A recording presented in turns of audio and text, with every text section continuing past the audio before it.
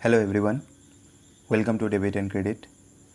Previous lecture में हमने interest on capital complete किया था। आज से हम स्टार्ट करेंगे इंटरेस्ट ऑन ड्राइंग्स। स्टार्ट करने से पहले मैं आपको बता दूं व्हाट इज़ ड्राइंग्स। ड्राइंग्स होता क्या है।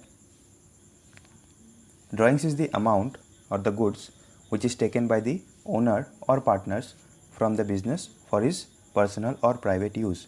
ठीक है, बिजनेस से चाहे कैश हो या फिर गुड्स हो, अगर पार्टनर्स अपने पर्सनल यूज़ के लिए, अपने घर के यूज़ के लिए लेके जाता है तो उसे हम लोग ड्राइंग्स बोलते हैं। ठीक है, और हम लोग ड्राइंग्स अकाउंट क्यों बनाते हैं? ताकि हम लोग रिकॉर्ड रख सके कि कौन से पार्टनर ने कितना विदड्रॉ और ड्राइंग्स किया है। ठीक है, और एक फर्म में जितने भी पार्टनर्स होते हैं उतना ही ड्राइंग्स अकाउंट बनता है। ठीक है, जैसे कि अगर कोई पार्टनर ए है तो ए इज़ ड्राइंग अकाउंट, फिर बी इज़ ड्राइंग अकाउंट। ठीक है, तो पहले तो मैं आपको ड्राइंग्स करने पे जो जर्नल एंट्रीज हम लोग लिखते हैं उसे मैं एक्सप्लेन कर देता हूँ।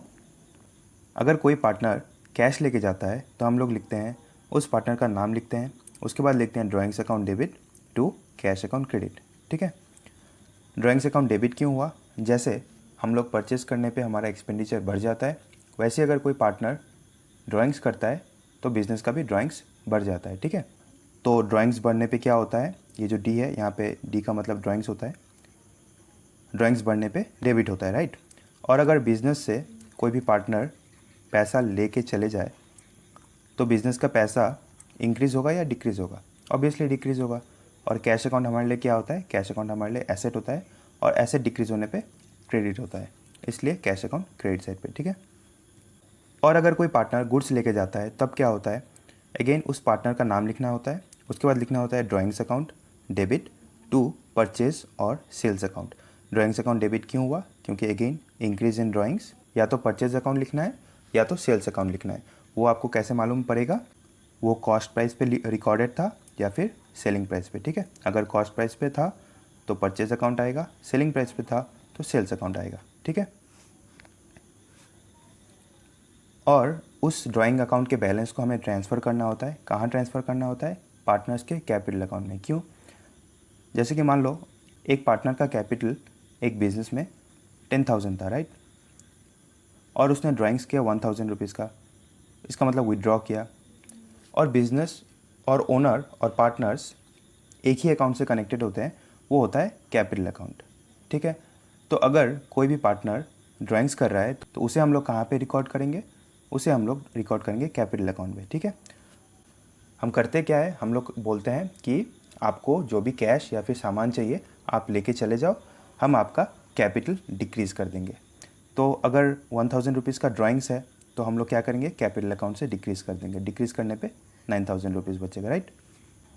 और किसी भी अकाउंट को अगर आपको ट्रांसफ़र करना है तो बस आपको ये देखना है कि उसका बैलेंस एक्चुअली डेबिट था या क्रेडिट था।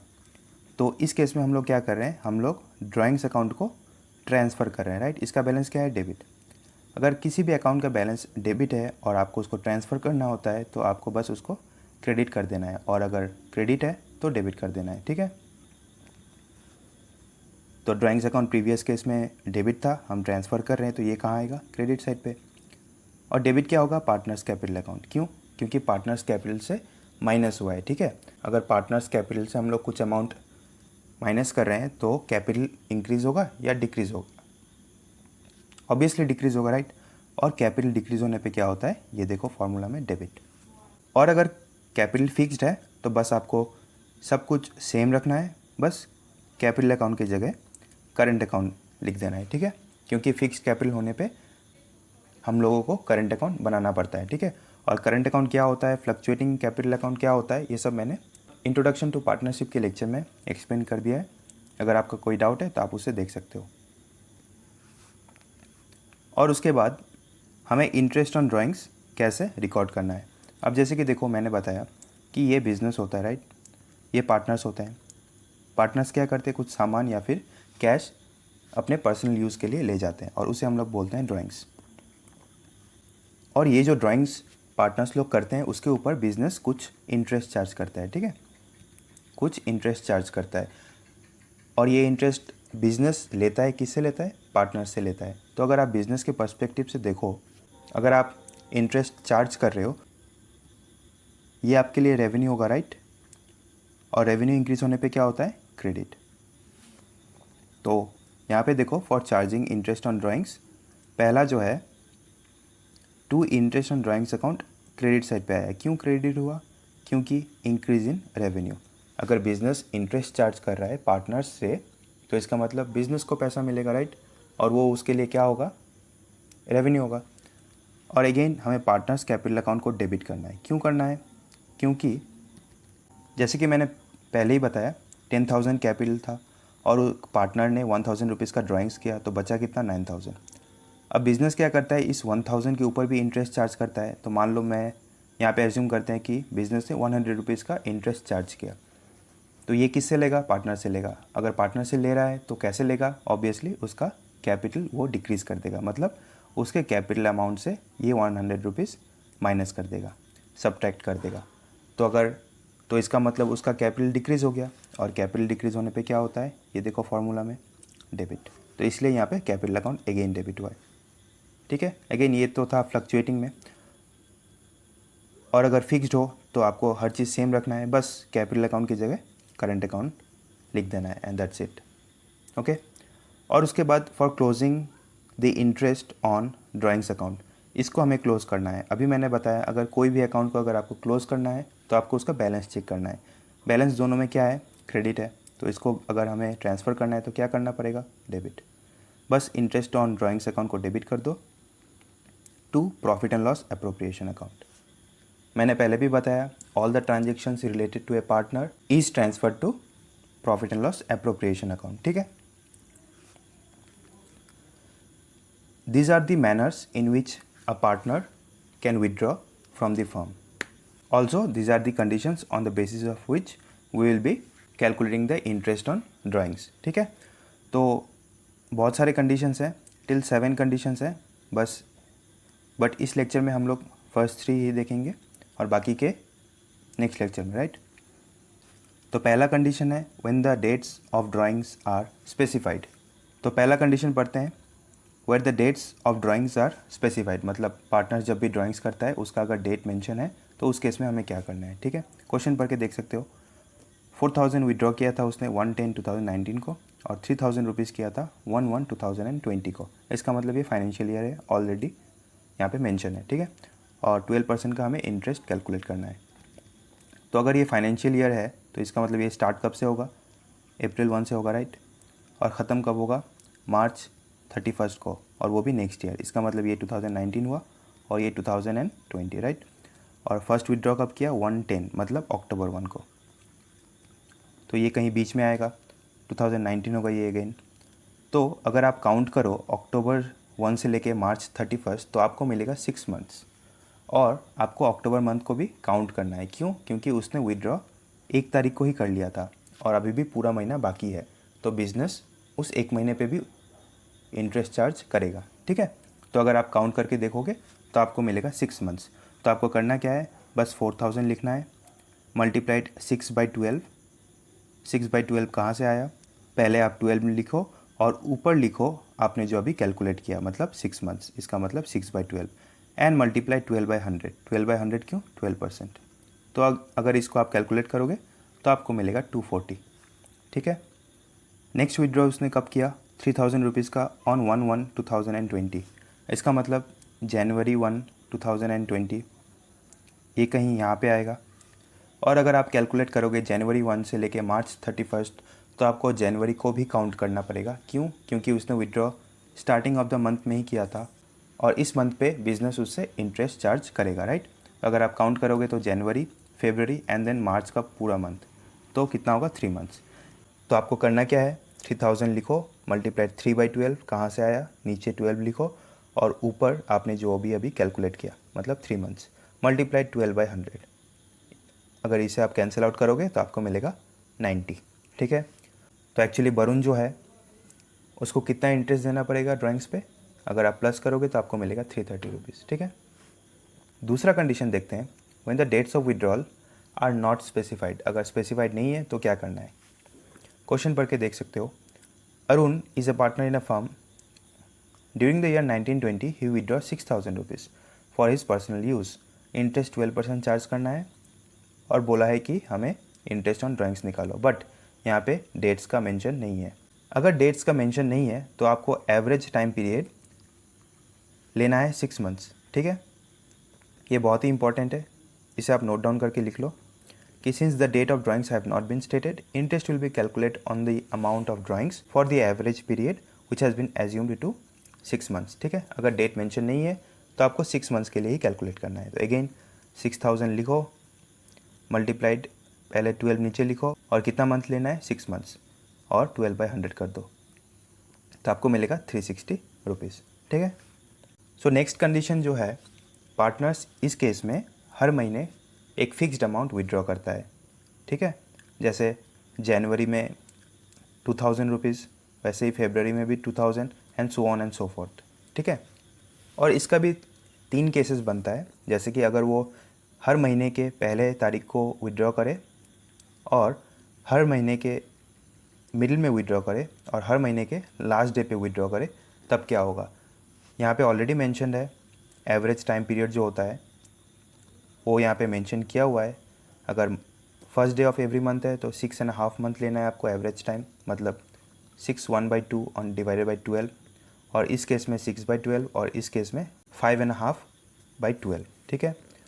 या तो आप इसे याद कर सकते हो या फिर आप इसे लॉजिकली समझ सकते हो, ठीक है। बट इसको समझने के लिए आपको एक फार्मूला माइंड में रखना होगा, वो है ये कि average period is equal to time left after first drawings plus time left after last drawings divide by 2, ठीक है। मैं अभी बताता हूँ कैसे आया ये। तो फर्स्ट वाले केस में क्या बोला है कि पार्टनर्स हर महीने के पहले तारीख को विड्रॉ करता है, ठीक है, और पूरे साल करता है। तो पहला विड्रॉ वो कब करेगा, जनवरी 1, राइट, और फरवरी 1 को भी करेगा, वैसे ही मार्च को भी करेगा, अप्रैल को भी करेगा, and so on and so fourth, right. और लास्ट विड्रॉ कब करेगा, दिसंबर 1, ठीक है। तो फॉर्मूला देखते हैं, time left after first drawings, पहला ड्राइंग मतलब जनवरी 1 को ड्राइंग करने के बाद कितना टाइम बचता है। फरवरी से अगर आप दिसंबर काउंट करोगे तो 11 मंथ्स, और अगेन आपको जनवरी मंथ भी काउंट करना है because this is beginning of the month, ठीक है। उसने 1 तारीख को ही ड्राइंग्स कर लिया तो बिजनेस जनवरी मंथ के लिए भी उससे इंटरेस्ट चार्ज करेगा, ठीक है। तो इस केस में क्या होगा, पूरा 12 मंथ्स होगा, right. So time left after first drawing will be 12 plus time left after last drawings, last drawing कब करेगा, दिसंबर 1 तारीख को। इसके बाद कितना टाइम बचता है, बस 1 महीना, मतलब पूरा दिसंबर ही बचा। तो ये रहा time left after last drawing, divided by क्या करना है 2, तो ये होगा आपका 13/2। और इसको अगर आप डिवाइड करोगे तो या तो आप इसे 1/2 मंथ्स लिख सकते हो या फिर 6.5 मंथ्स भी लिख सकते हो, ठीक है। सेकेंड केस में क्या बोला है कि हर महीने तो विड्रॉ करेगा but at the middle of every month. तो पहला विड्रॉ कब करेगा, जनवरी को, और मिडिल ऑफ द मंथ मतलब 15 तारीख को, राइट। दूसरा कब करेगा, फरवरी 14 को, फिर मार्च 15 को, and so on and so forth. हर महीने के 15 तारीख को वो विड्रॉ करते करते दिसंबर में आएगा, और दिसंबर में लास्ट विड्रॉ कब करेगा, 15 दिसंबर को, राइट। तो पहला विड्रॉ कब करेगा, जनवरी 15, और उसके बाद टाइम कितना बचता है, अगर आप फरवरी से दिसंबर काउंट करो तो 11 मंथ्स बचता है, और जनवरी का कितना टाइम बचता है, हाफ मंथ, राइट, 16 से लेके 31, तो इसका मतलब 11.5। तो time left after first drawing will be 11.5 plus, और वो लास्ट विड्रॉ कब करेगा, दिसंबर 15, राइट। और इसके बाद कितना टाइम बचता है, दिसंबर 16 से लेकर 31 दिसंबर, which means half month, right. तो इसके बाद हम लोग लिखेंगे 0.5।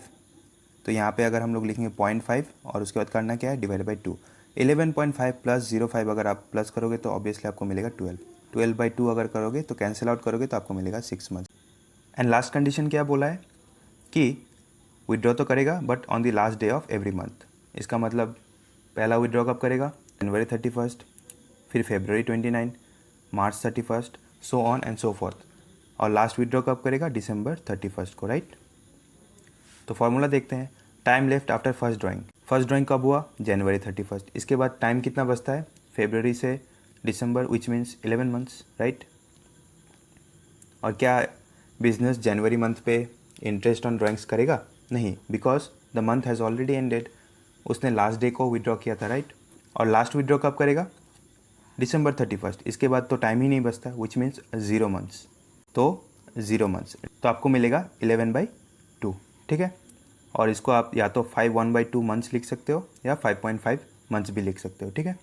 तो आई गेस आप लोग को समझ में आ गया कि ये 6.5 मंथ्स, 6 मंथ्स, 5.5 मंथ्स कैसे आता है। अगर आपको लॉजिकली समझ में आया तो well and good, otherwise you can memorise it, but I will strongly suggest कि आप वीडियो को रिपीट करके समझ लो और लॉजिकली समझने की कोशिश करो, because if you memorise it you might not be able to recall it during your exams. तो एक सम करते हैं, इस क्वेश्चन को आप पढ़ के देख सकते हो। A and B are partners in a firm. A made drawings of ₹500 per month for his private use. इसका मतलब drawing interest to be charge at the rate of 12% per annum. और बोला है कि इंटरेस्ट ऑन ड्राइंग्स निकालना है हमें, और 3 कंडीशंस दिया हुआ है कि मान लो ये जो पर मंथ का ड्राइंग्स है ये पहले कंडीशन में बिगिनिंग ऑफ ईच मंथ होगा, और दूसरे वाले में in the middle of each month, और लास्ट के केस में at the end of each month. तो तीनों की कंडीशन में हमें पता है क्या करना है, बस हमें एवरेज टाइम पीरियड निकालना है। अगर बिगिनिंग ऑफ ईच मंथ है तो फॉर्मूला क्या था, time left after first drawing plus time left after last drawing divide by 2। और अगर बिगिनिंग ऑफ ईच मंथ है तो पहला ड्राइंग कब करेगा, January 1st। उसके बाद टाइम कितना बचता है, 12 मंथ्स। लास्ट ड्राइंग कब करेगा, December 1st। टाइम कितना बचता है, 1, which means 13/2, and that will be your 6.5 months, right. और सेकेंड केस में वैसे ही अगर आप कैलकुलेट करो तो आपको इसके बाद मिलेगा 6 मंथ्स, उसके बाद मिलेगा 5.5 मंथ्स, ठीक है। तो सम को देख लेते हैं। तो अगर ये बंदा ₹500 पर मंथ विड्रॉ कर रहा है तो पूरे साल में कितना विड्रॉ करेगा, मतलब 500 multiply 12, right, which will be 6,000 rupees. और कितना परसेंट है, 12%। और हम लोग पहला कंडीशन कर रहे हैं, मतलब in the beginning of each month. तो ईच मंथ में कितना लेना है, 6, 1/2 एंड डिवाइड बाई 12, ठीक है। बट आई विल सजेस्ट कि आप इसे 6.5 मंथ नहीं लिख के 6.5 लिखो, तो आपको कैलकुलेशन में थोड़ा ईजी होगा। जैसे 6.5, तो अगर आप इस पॉइंट को हटाना चाहो तो आपको नीचे एक 0 लिखना पड़ेगा, मतलब multiplying the numerator by 10 and multiplying the denominator by 10। तो ये डेसिमल अपने आप हट जाएगा। और अगर आप इसे कैंसिल आउट करोगे तो आपको लास्ट में मिलेगा 6 मल्टीप्लाइड 65, और इसको मल्टीप्लाई करने के बाद आपको मिलेगा 390 रुपीज़, ठीक है। यहाँ पे वही किया हुआ है, आप फिर भी एक बार कैलकुलेशन करके क्रॉस चेक कर लेना। सो सेकेंड केस में भी अमाउंट ऑफ ड्राइंग तो सेम होगा, 6,000 रुपीज़। और in the middle of each month अगर होता है तो हमें एवरेज टाइम पीरियड कितना लेना पड़ता है, 6 मंथ्स, राइट। तो ये होगा 6/12, और 12% होगा तो 12/100। तो ये तो बहुत ही सिंपल है, आप कैंसिल आउट करोगे तो आपको मिलेगा 360 रुपीज़, ठीक है। और लास्ट के केस में हमें पता है कि 5.5 मंथ्स लेना होता है, तो अमाउंट तो 6,000 सेम होगा, 12/100 होगा। और जैसे कि मैंने बोला अगर आप इसे 5.5 लिखते हो तो आपको कैलकुलेशन में इजी होगा। अगेन दोनों साइड को 10 से मल्टीप्लाई कर दो, राइट। तो ये तो डेसिमल हट जाएगा और नीचे एक 0 आ जाएगा। 12 multiply 10 that will be 120, right. तो अगर आप इसे कैंसिल आउट करोगे तो आपका बचेगा 55 मल्टीप्लाइड 6, राइट। और इसको मल्टीप्लाई करने के बाद आपको मिलेगा 330 रुपीज़, ठीक है। अगेन आप फिर से इसको क्रॉस चेक करके देख सकते हो। आई होप आप लोग को समझ में आ गया होगा कि ये 6.5, 6 मंथ्स और 5.5 मंथ्स कैसे आता है। तो एक बार मैं फिर से आपको रिवाइज़ करवा देता हूँ।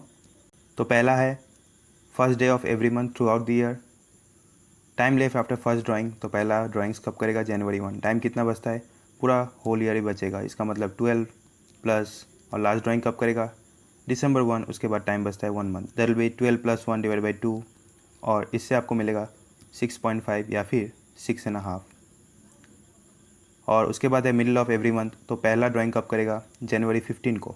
टाइम कितना बचता है, यहाँ से लेके यहाँ तक 11, मतलब 11, और जनवरी का half month that will be 11.5। और लास्ट ड्राइंग कब करेगा, 15 दिसंबर। इसके बाद हाफ मंथ बचता है तो 0.5 डिवाइड बाई 2, तो ये प्लस करने पे 12 आएगा, डिवाइड बाई 2, इसका मतलब 6 मंथ्स। और at the end of every month में पहला ड्राइंग करेगा वो जनवरी 31, तो टाइम बचता है 11 मंथ्स, और लास्ट ड्राइंग करेगा वो 31 दिसंबर, तो इसके बाद तो कोई टाइम ही नहीं बचता। इसका मतलब 11 + 0/2 दैट विल बी योर 5.5 और 5.5 मंथ्स। ठीक है, आई होप आप लोग को समझ में आ गया होगा। अगर नहीं आया तो यू कैन ऑलवेज कमेंट, और आप मुझे व्हाट्सएप कर सकते हो। Please subscribe and ask your classmates and friends to join here too. And if you have other queries, you can mail me here. Thank you.